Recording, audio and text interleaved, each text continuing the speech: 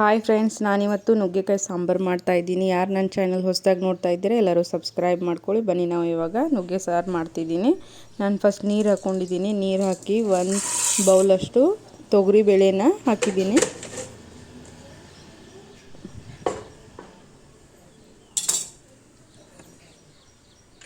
ನಂತರ ಇದಕ್ಕೆ ಕಟ್ ಮಾಡ್ಕೊಂಡಿರೋ ಟೊಮೆಟೊ ಕೂಡ ಹಾಕಿದ್ದೀನಿ.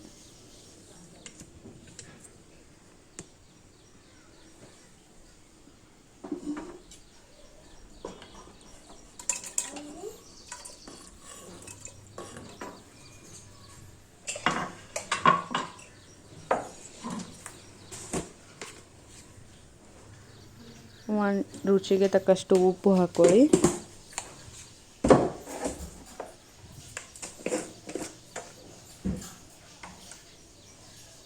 ಒನ್ ಟೇಬಲ್ ಸ್ಪೂನ್ ಅಷ್ಟು ಅರಿಶಿನ ಹಾಕಿದ್ದೀನಿ.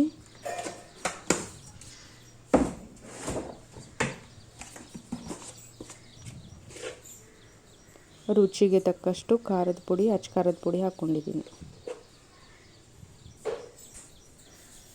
ಇದನ್ನೆಲ್ಲ ಸೇರಿಸಿ ಮುಚ್ಚಳವನ್ನು ಮುಚ್ಚಿ ನಾನು ಇದಕ್ಕೆ 4 ರಿಂದ 5 ವಿಸಿಲ್ ತಗೋತೀನಿ.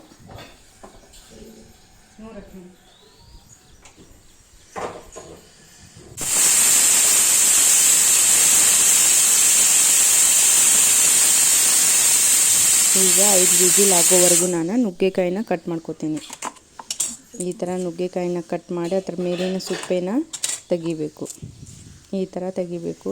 ನಾನೆಲ್ಲ ಕಟ್ ಮಾಡಿ ಫಸ್ಟ್ ಇಟ್ಕೋತೀನಿ. ಅಲ್ಲಿವರೆಗೂ ಬೇಳೆ ಬಾಯ್ಲ್ ಆಗುತ್ತೆ.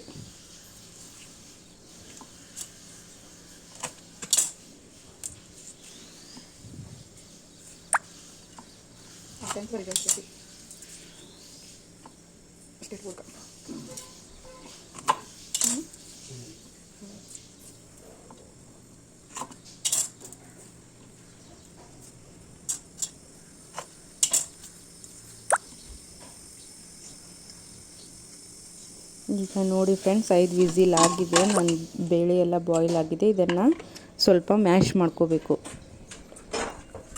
ಈಗ ನಾನು ಇದನ್ನು ಚೆನ್ನಾಗಿ ಮ್ಯಾಶ್ ಮಾಡ್ಕೋತಾ ಇದ್ದೀನಿ. ಇದು ಮ್ಯಾಶ್ ಆದ ನಂತರ ನಾನು ಇದಕ್ಕೆ ಕಟ್ ಮಾಡ್ಕೊಂಡಿರುವ ನುಗ್ಗೆಕಾಯಿ ಕೂಡ ಹಾಕಿ ಅದನ್ನು ಮುಚ್ಚಳವನ್ನು ಮುಚ್ಚಿ 1 ವಿಸಿಲ್ ತಗೋತೀನಿ.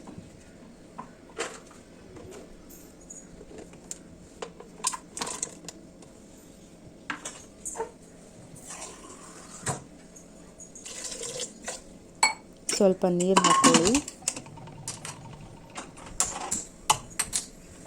ನಾನು 1 ವಿಸಿಲ್ ತೊಗೊಂಡಿದ್ದೀನಿ. 1 ವಿಸಿಲ್ಗೆ ತುಂಬ ಬಾಯ್ಲ್ ಆಗಿಬಿಡುತ್ತದೆ.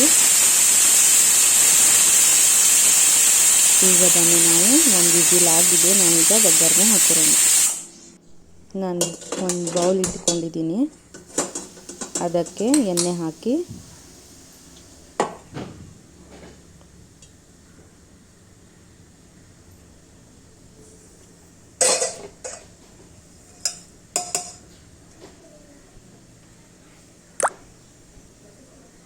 ಎಣ್ಣೆ ಕಾದಿದೆ. ನಾನು ಇದಕ್ಕೆ ಜೀರಿಗೆ, ಸಾಸಿವೆ ಹಾಕ್ತಾಯಿದ್ದೀನಿ.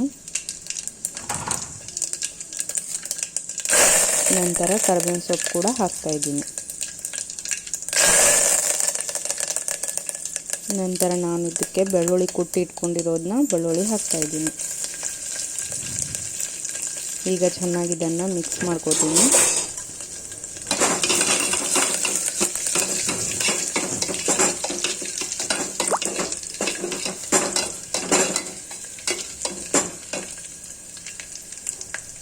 ಈಗ ಫ್ರೈ ಆಗಿದೆ. ನಾನು ಇದಕ್ಕೆ ಸಾಂಬಾರನ್ನ ಹಾಕಿಬಿಡ್ತೀನಿ.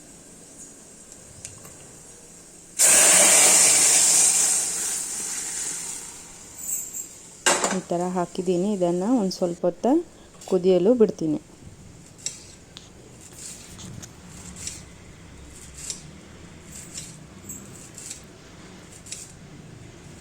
ಚೆನ್ನಾಗಿ ಕುದ್ದ ಮೇಲೆ ಅದಕ್ಕೆ ಚೆನ್ನಾಗಿ ಫ್ಲೇವರ್ ಬರುತ್ತೆ. ಅದಕ್ಕೆ ನಾನು ಸ್ವಲ್ಪ ಹೊತ್ತು ಅದನ್ನ ಬಾಯ್ಲ್ ಮಾಡ್ತಾಯಿದ್ದೀನಿ. ಇದು ಬಾಯ್ಲ್ ಆಗ್ತಾಯಿದೆ. ಇವಾಗ ನಾನು ಇದಕ್ಕೆ ಸಣ್ಣದಾಗಿ ಹೆಂಚ್ಕೊಂಡಿರುವ ಕೊತ್ತಂಬರಿ ಸೊಪ್ಪು ಕೂಡ ಹಾಕ್ತಾಯಿದ್ದೀನಿ. ಇವಾಗ ನಾನು ಇದನ್ನು ಎಲ್ಲ ಸೇರಿಸಿ ಮಿಕ್ಸ್ ಮಾಡ್ಕೋತೀನಿ. ನಿಮಗೆ ಯಾವ ಥರ ಬೇಕೋ, ತೆಳ್ಳಗೆ ಬೇಕಂದರೆ ತೆಳ್ಳಗೆ ಮಾಡ್ಕೊಳ್ರಿ, ಗಟ್ಟಿಗೆ ಬೇಕಂದರೆ ಗಟ್ಟಿಗೆ ಮಾಡ್ಕೊರಿ. ನಾನು ತೆಳ್ಳಗಾಗಿರುವ ಸಾಂಬಾರು ಮಾಡಿದ್ದೀನಿ.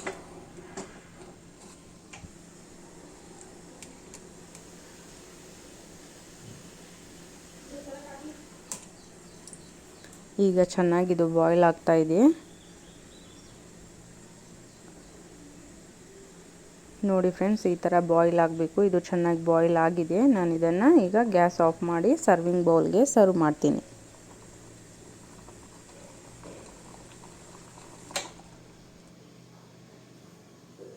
Thank you friends.